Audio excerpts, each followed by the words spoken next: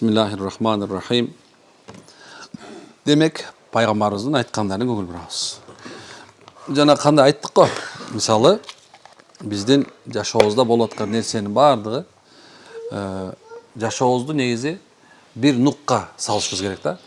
Кыргызда сөз бар, аккан арыктан суу акат. Туурабы? Биздин атабызды чаап кеткен жолчу. Ушуну унутпашыбыз керек. Биздин атабыз мусулман болгон. Ошол чабылган арык эле сууну коюп коюш керек. Мындай акканды билбей атабыз да бизчи. Эми ошол акканда пайгамбарыбыз көрсөткөндөй акып коюшубуз керек. Пайгамбарыбыз айткандай, пайгамбарыбыз кандай кылыш керек. Бардыгы мисалы мына Кыргыздагы олиялардын бардыгы мисалы көлдүн жет акеси, олиялардын мисалы Калдыгул олия, туурабы? Мындан көп да бизде олиялар абдан көп. Олия деген сөз бул Кудайдын досу деген сөз да. Мына ошо Кудайдын достору бизде аябай көп болгон. Ошолордун сөздөрү мисалы санат иретинде ырдалып атпайбы, туурабы? Ошол эле Жусуп Баласагун, бизде кутту билим. Мисалы ошо карап көрсөңөр, мына көп адамдар ойлойт да, мына кутту билим окуп көрө турган болсоңорчу, бүт эле башынан аягынан баштап, башынан баштап акыйда башталат, анын орто ченинде адеп ушундай бүт мындай төрткө бөлүп койгон да. Мисалсачы, ошол төрткө бөлгөндө дагы жөн эле эмес эмес да. Мисалы күн тууду, ай тууду болуп ушундай аттар бар да өзүнчөчү. Ошондо ар бир сүйлөгөн сөзүндө биздин атабыз чаап кеткен ислам, мусулманчылык жатат. Демек, эч ким айта албайт мына мисалы, мен биздин атабыз мусулман болгон эмес деп айта албайт. Биз шаман болгонбузду айта албайт. Теңирчү айта албайт. Мисалга алсачы, мына бишкектик болуш үчүн элечи мен бишкектикмин деп айтыштан мурда билесиңер, мына 4 атасы ошак жашаш керек. Мисалы бүгүн эң болбой калганда акыркы баласы 30 жыл жашаш керек да, мисалычы. Туурабы? Негизинде ушундай го. Илгертенчи бишкек чайнин болуш үчүнчү. Ошондой эле субхана биздин атабыздын тети мисалы талас согушунан баштайт ала турган болсок, ошондо 871-жылы атабы, туурабы? Эми ошончо пайгамбарыбыз келгенден 100 жылдан кийин болот. Ошондон бери биз мусулманбыз. Көрдүкпү кандай? Керек болсо биздин манасыбызда да ушул нерсе жөнүндө дин жөнөтүлөт. Ошол бардык нукту туугандар, мынакей жашообузда болуп аткан нерсени бардыгын пайгамбарыбыз көрсөткөндөй, пайгамбарыбыз айткандай жолго салганга үйрөнүшүбүз керек. Пайгамбар жана айттым го, пайгамбардын бир сүннөтүнө жан бергенге аракет кылыш керек. Бир сүннөтүнө жан бере турган болсок, машалла, демек жашообуз оңолот. Биздики эле эмес, башканыкы да оңолот. Мисалы, мына биз дин менен жашап кетсек, мына биздин балдар дагы, туурабы? Биздин балдар дин менен жашаса, анын балдары жашайт. Карасаң, ушундай да. Эми башында эле бузула турган болсо, анда эмне болду? Аягына чейин бузулуп кетет.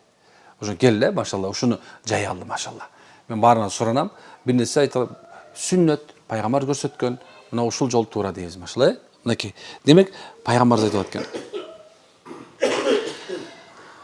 Ал-вахдату хойрун мин жалиси суи. Жалгыздык дейт, жаман шериктен жакшы дейт. Карасаң, вал жалису салихи хойрун мин ал-вахдати. Демек, ал эми жакшы шерик дейт, жалгыздыктан жакшы дейт. Бул сөздө мен аябай көңүл бурам да. Кээ бирде мындай бир бизде тең туш бар, билесиңер, классташ, мына жоро деген көп кайбай. Анан карасак, эмне үчүн мындай деп атат пайгамбар саллаллаху алейхи вассалам? Жакшы мындай жаман шериктен дегени арак ичип отурган, сүйлөгөндө бу зынага буйруп турган, жанагындай бир ширкке буйруп аткан, же болбосо кайдыгерликке түртүп аткан шериктен көрөп, эмне экен? Аны жалгыз жүргөн жакшы туган. Ошол себептен айтат да, сенин досуң ким экенин айт, мен сен ким экениңди айтып берем деген ушул да. Мисалы, сен жаныңдагы досторуң баардыгы картежип боло турган болсо, сен жалгыз демеле олиядай намаз окуй турган болсоңдачы, мынтип карап туруп, сени деле кошуп кетет, туурабы? Бизде дайыма пайгамбарыбыз сонун бир нерсеси хадиси бар да, мына карасаң, пайгамбарыбыз айтып атат, атыр сат жакшы дос дейт, атыр саткан дүкөнчү сыяктуу. Эгер анын дүкөнүнө кире турган болсоң, дейт да, же атыр сүйкөнүп чыгасың, же болбосо атыр сатып чыгасың. Жыттуу болуп чыгат экенсиң да. Ал эми жаман дос болсо, жана темир устанын устаканасы сыяктуу экен да. Анын ичине киресиң дейт да, же күү болуп чыгасың, же болбосо түтүн болуп бууланып чыгат экенсиң да. Ошондой. Демек, кыргызда болсо жакшынын шарапаты жамандын кесепети деген. Ошол себептен, мисалы, эгерде сиз менен биз эмне үчүн жалгыздык жакшы дегени, сени ширкке, сени күнөөгө, жанагындай бир кайдыгерликке, мындай бир үндөп турган мындай бир шериктен көрөкчү, Шериктен көрө. Аны жалгыз эле жүрүп доссуз өтүп кеткен жакшы да. Адамдар бул дүйнөдө мындай ойлошот да, бирөө менен дайыма кабарлашып, баарлашып, ха-ха хихи болуп турушум керек депчи. Анан кээ бир ойлойт, субханалла, мындай бирөөнү шерик болсом, бирөө менен дос боло турган болсом, бирөөнү мындай турган болсом, доске экөөбүз ахиреттик доспуз деп койсо эле мындай иши жок, субханалла. Мисалы үчүн сенин шеригиң мусапырчылыкта билинет. Качан сен ал менен жолго чык, мына ошондон кийин билинет ал ким экенин. Чын-чын келгендечи ким экени билинет. Ага чейин болбойт. Жалгыз отуруп муракаба дейт да. Жалгыз отуруп муракаба кылуу, жоксо ойлонуу, жалгыз отуруп ойлонуу да. Көпчүлүктө каткырып отургандан жакшыраак. Пайгамбар саллаллаху алейхи ва саллям айтат, качан көчө эмеден эчтен чыкса, караса сахабалар бирине мындай сүйлөшүп алып каткырып отурушкан экен. Пайгамбар айтат, аттиң дейт да, аттиң. Эгерде силер мен билген нерсени билгенде дейт, анда силер такыр күлмөгөн эмессиңер деп атат. Дегеним субханалла, пайгамбар алардын да бир дүйнөгө болгон күлүп жыргап атканына деле эме кылган жок да. Просто ошол жерде сөздүн болуп аткан сөздүн бир мааниси жок, адамга пайдасы жок болуп аткан. Лучше андан көрө жалгыз жүрбөйсүңөр эле деген сөздү айткысы келди пайгамбарыбыз. Биз дайыма ойлонушубуз керек экен да. Мен ким менен жүрөм? Эмне жөнүндө сүйлөшүп атам? Орустар мындай айтат го, с кем поведешь, с того наведешься дейт туурабы? Орустардын эле жакшы сөзү бар. Мындай карасаңчы, мындай дайыма эле айта берем да. Муну тамашалап айта берем. Мисалы, картежди айтып калбадымбы? Мен тамашалап бул жерде бирөө ойнойт да. Аны алардын имамы бар, сопусу бар деп коем да. Аны алардын зикирлери бар. Мындай чырым, балет дегенчи. Мындай зикир башталды дейм да. Айтайын деген нерсем, субханалла, мисалы сен намаз окуйсуң. Бирок жөн эле ошолордун арасына жөн эле кошулуп калдың. Мен тиги эле ойногон жоксуң, карап атасың да, анан бир 10 мүнөттөн карасаң, тиги менен чап деп каласың да. Байкайсыңар ушуну. Эмне үчүн биз айтабыз, субханалла, момунга бир адамдын таасири, кээ бир убакта мисалы таасир, мен бир нерсе айтып берейин. Бир мезгилде мындай бир үйдө бир кызматчы иштеп калды да. Бир байкелердин кызматчы болуп мындай жанагындай үйлөрүнү иштеп калды. Анан ошонун балдары бар эле. Балдары сонун бала эле. Байке да сонун киши эле да. Анан бир нече убакыттан кийин эле баягы шыбакчы кеткенден кийин эле, баягы иши кеткенден кийин эле эмнегедир субханалла ошонун балдарын баардыгы өзгөрүп кетти. Балдар өзгөрүп кетти дагы, ата энесине көңүл коштук кылып, ушундай нерсе кылып баштагандан кийин байке айтып калды, молдоке, могу бир сүйлөшүп көчү, бул чөтө балдарым болбой калды. Эмне болду десем, билбейм, баягыдай жок. Анан барып эле сүйлөшүп калсам, айтып атпайбы, молдоке, жашаганды үйрөнүш керек экен көрсө. Бизди жөн атабыз кыйнап жүрүптүр, бизди жумуш кыл деп эле. Жок, бул мындай биз көрсө туура эмес жашап жүрүптүр. Эмнеге бул айткан эле кыла беришибиз? Анан айттым, мындай, силерге ким айтты, мындай кылбаш керек десем, жана байке реальный сүйлөйт экен дейт да. Билдим ким экен реальныйчы. Ал болсо Бухарик да. Баягы көрдүңүз, TikTok'та бирөө чыгып албады да, мындай көрдүңүзбү, мындай бирөө жөнөкөй эле бирөө момент эле өзүнчө бир нерсени сүйлөп элечи. Билесиңер, качан адамдарда илим жок боло турган болсо, илимсиздер сүйлөп баштагандачы, илимсиздер сүйлөп баштаганда адамдарда хаос башталат. Ошон үчүн пайгамбар айтат, кимде дейт, күллү бидаатын залалатун дейт. Күллү залалатун финнар. Чыныгы ушундай да, мисалы, ар бир бидаат дейт, акылдан чыгарылып, динге окшоштуруп сүйлөнгөн нерсенин баардыгычы адашуу барат. Күллү залалатын баардык адашуулар болсо, финнар, тозоктон башка эч жака барбайт. Адамды кантип өзүң мындай монтип баратканын билбей аласың. Эмне үчүн бизде шариятта философторду көп маани бербейбиз? Философ, логика деген нерсени колдонобуз. Бирок субханалла, некен ал жакшы жана. Бирок өзүң карасаң, философ менен отура турган болсоң, крокодил эмес, крокодил дейт да.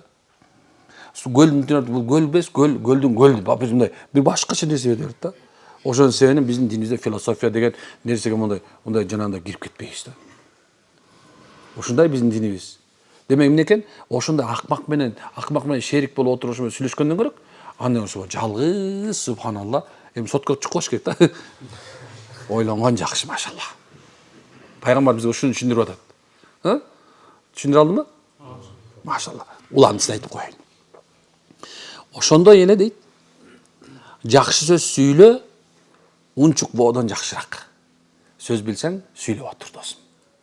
Чын, сөз билсең сүйлөп отур.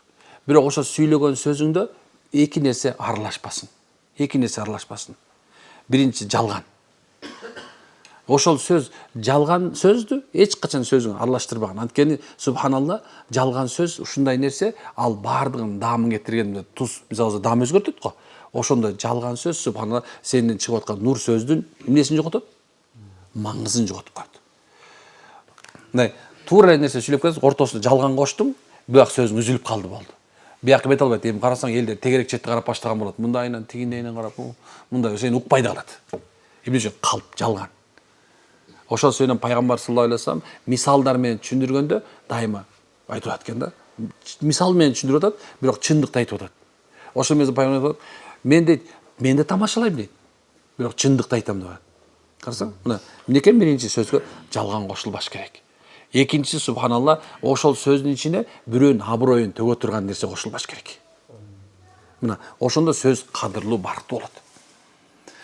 Пайгамбар айтат, сөз дейт, бул сыйкыр деген. Туура сүйлөгөндү үйрөнгүлө де. Ошол сени мисал алса карасаң, канча деген жанагындай ораторлор бар го. Сүйлөп атканда канча деген немелер, башы мээси айланып калат туурабы? Ошол сөздө бир сыйкыр болот. Ошол сени сүйлөп аткан сөзүң эгерде чыныгы таза сөз боло турган болсо, ошол адам жүрөгүн ордой турган болсо, чыныгы сөз боло турган болсо, ошол адам жашоосу оңолуп баштайт. Эгер ошо жалган болуп, ошол эмесинде жалган идея берип, жанагындай бир адаштырууга жол болсо, ошо жүрөгүнүп кеткен болсо, эми эч ким аны туура жолго салбайт. Ошон үчүн пайгамбар айтат, Алла Таала кээ бирлердин тили менен кээ бир адамды адаштырып коет, эми аны эч ким туура жолго сала албай калат экен. Эми Алла Таала кээ бирлердин тили менен, ыхласы менен айтылган сөз менен дейт да, анын жүрөгүн оңдоп коет экен, жакшы болуп коет, эми аны эч ким адаштыра албайт экен. Билсең сүйлө. Билсең сүйлө. Билбесең субханалла, эмне кылыш керек экен? Унчукпаш керек экен. Аллаху акбар. Эми дейт, ал эми унчукпо, жаман сөз сүйлөгөндөн жакшыраак деген экен. Бирөөнүн көңүлүн оорута турган, жашоосун бузуп сала турган сөздөн көрөкчү, аны тынч эле отуруп калган жакшы турган. Сөз бул ушундай да, бул сөздүн уңгусу бар.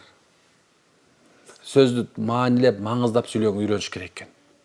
Биздин динибиз жөн эле эмес, бул Куран бул өзүнчө бир сөз. Куран бул өзүнчө бир сөз. Кимдин сөзү?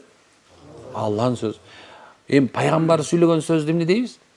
Хадис дейбиз. Демек, мына ушу экөөндө гана нур бар. Калганда субханалла нур жок. Калган аалымдар баары эмне сүйлөп аткан болсо, ошол экөөнү гана жалпактап түшүндүрүп атат болду. Ошонун себебинен субханалла динди эч ким жаба албайт. Эч ким жок кыла албайт. Динди эч ким жок кыла албайт, түшүндүр эле. Субханалла, Аллах ушундай зат.